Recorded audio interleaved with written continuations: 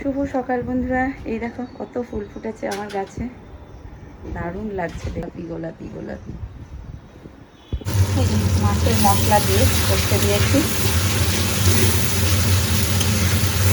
সুন্দর করে কষা হয়ে গেছে। এবার জল দিয়ে দেবো।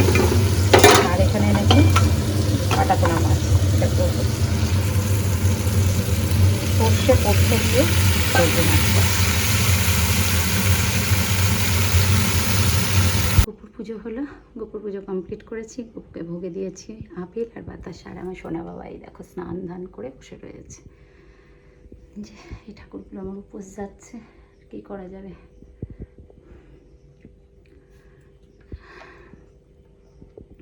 গোপুর পুজো করলাম। চলো দেখিয়ে দিই আমার ঘরে আজকে কি রান্না বান্না হয়েছে। এটা হয়েছে চাল কুমড়ো চচ্চড়ি, ঝিঙে পটল মূলো চাল কুমড়ো সব কিছু দিয়ে। এটা কালকের ভেন্ডি সর্ষে আছে। আর এটা করেছি কাটাপোনা মাছের সর্ষে, মানে পাতলা করে একটু ঝোল। পটল দিয়ে ভাবলাম সর্ষে বাটা পোস্ত করবো, তারপর কান্তিবাবু বললো না পাতলা করে ঝোল করো। যাই হোক, এটা করেছি। এই হচ্ছে আজকের মেনু। মা কই তুমি? ও একেও ডেকেছো? তুই কোনটা দিয়ে এসেছিস? শোনো, ভাত খাবে ওরা সব। হ্যালো বন্ধুরা, তোমাদের সামনে আসতেই পারিনি সকাল থেকে, টুকটাক কাজ ছিল, কাজের মাসি আসে নাই তো যার জন্য সেই কাজগুলো সব কমপ্লিট করলাম। করে স্নান করে পুজো করে, মানে গোপুর পুজো করেছি সেটা দেখিয়েছি, কমপ্লিট করে এই খাওয়া দাওয়া করে এখন ঘরে আসলাম বাসন টাসন ধুয়ে। আর কিছু জামা কাপড় কেচেছি সকালে, বারবার তুলছি আর মেলছি। বৃষ্টি পড়ছে তো বাইরের ওয়েদারটা ভীষণ গরম, খুব গরম লাগছে। আমি তো ঘেমে টেমে একাকার। আর কালকে ছিল রথযাত্রা, তো কালকের দিন কোনো ভিডিও করতে পারিনি, ভীষণ কন্ডিশন খারাপ ছিল যার জন্য করতে পারিনি। হ্যাঁ, শরীর খারাপ ছিল, খুবই শরীরটা খারাপ ছিল, যার জন্য কোনো ভিডিও আমি করতে পারিনি। কালকে সারাদিন শুয়ে বসেই কাটিয়েছি। যাই হোক, মা বাড়ি চলে গেছে, মা কালকেই বাড়ি গেছে সকালে। একটু ফাঁকা ফাঁকা লাগছে, ছিল তো সব সময় একসাথে, তো এই হচ্ছে ব্যাপার। তো চলো এখন একটু শোবো, রেস্ট করব। গরম লাগছে, খুব গরম লাগছে। এসিটা অন করলাম। আর বাইরে বৃষ্টি, গুমোট একটা গরম। আজকে আষাঢ় মাসের সংক্রান্তি, কাল হচ্ছে শ্রাবণ মাস। কাল আমাদের পঞ্চমী আছে।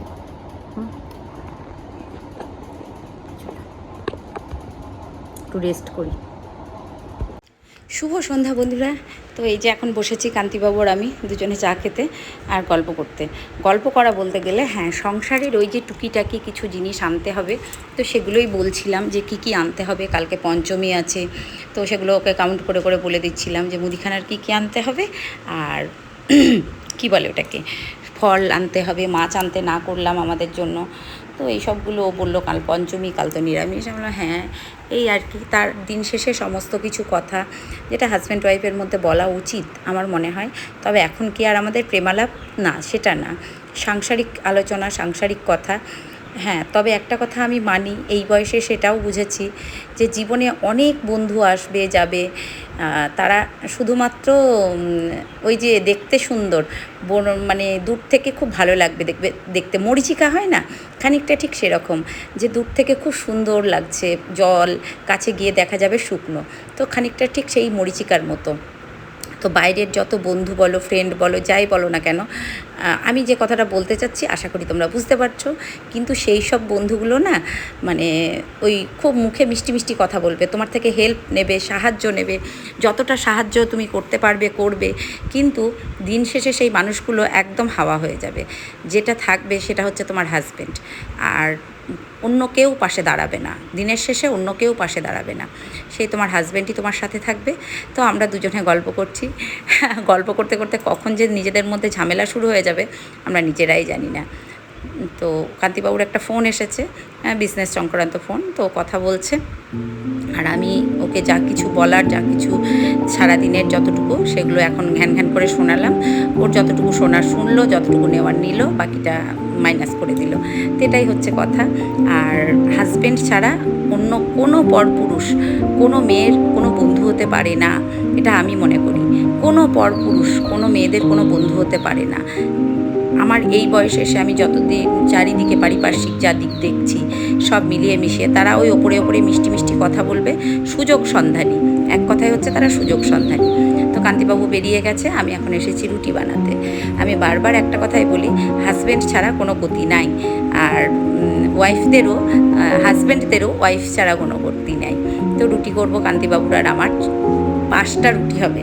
কালকে পঞ্চমী, রুটি এক্সট্রা থাকলে রাখার জায়গা নেই। আর আমাদের বাসি রুটি কেউ খায় না আমাদের বাড়িতে, তো সকালে চিড়ে খাওয়া, আর কালকে তো পঞ্চমী, রুটিগুলো ঝটপট করে নিয়ে তারপরে আরও কাজ আছে। আজকে যেহেতু সকালে কাজের মাসি আসেনি, তো খানিকটা পরিশ্রম হয়েছে, ও কোনো ব্যাপার না, অভ্যেস হয়ে গেছে কাজ করা, কাজ করতে ভালোবাসি। মাঝে মাঝে শরীর সঙ্গ দেয় না, তখন আর করে উঠতে পারি না। তো বন্ধু বলো, বান্ধব বলো, তোমাদের বারবার একটা কথা বলবো, নিজের পরিবারের সাথে সময় কাটাও, হাজব্যান্ডের সাথে সময় কাটাও, ওয়াইফের সাথে। তোমার হাজব্যান্ড যেমনই হোক না কেন বা তোমার ওয়াইফ যেমনই হোক না কেন, সেই তোমার কাছে ভালো। বাইরের পর কোনো দিন আপন হয় না, পর সবসময় পরই থাকে। সে জীবনে কোনো দিন তোমার আসবে, দুদিন মিষ্টি মিষ্টি কথা বলবে, তোমার ভালোটুকু তারা নেবে, নিয়ে তোমাকে সেই ডানা মেলে উড়ে চলে যাবে। কবে উড়ে চলে যাবে তোমরা নিজেই বুঝতে পারবে না, যে কবে তোমাকে মাঝপথে ছেড়ে সে ডানা মেলে উড়ে চলে গেছে। ওই জন্য হাজব্যান্ড, ওয়াইফ, সন্তান, এদের জন্য বাঁচো, এদের জন্য তোমাকে বাঁচতে হবে। এরাই হচ্ছে জীবনের একমাত্র। আর বাবা মা তো আছেনই, তেমনি প্রত্যেকটা হাজব্যান্ডদেরও এটাই কর্তব্য, স্ত্রীর খেয়াল রাখা বা তার বউ কী চায় সেটা বোঝা, সেটা জানা। বাইরের মানুষ পরই হয়, বারবার বলি, পর কোনো দিন আপন হয় না। তো চলো, আমার 5টা রুটি কমপ্লিট, আর রাত্রে বিশেষ কোনো কাজ নেই, সকালে তরকারি করে রেখেছি, তাতেই হয়ে যাবে। আমার সোনা বাবা আসলে একটু তরকারি করতে হয়, আর না হলে আমাদের দুজনের, দুটো মানুষের ওই হয়ে যায়। আর মানে কি বলবো, নিজের সঙ্গে নিজেকে সময় কাটাও। বিপদ বলো, আপদ বলো, পরিবারের লোকজনই পাশে থাকে, পরিবারের লোকজনই শেষ পর্যন্ত পাশে থাকবে, এটাই তোমাদের বলবো। সকলে ভালো থেকো, সুস্থ থেকো, ভালোবাসায় থেকো। টাটা, শুভরাত্রি।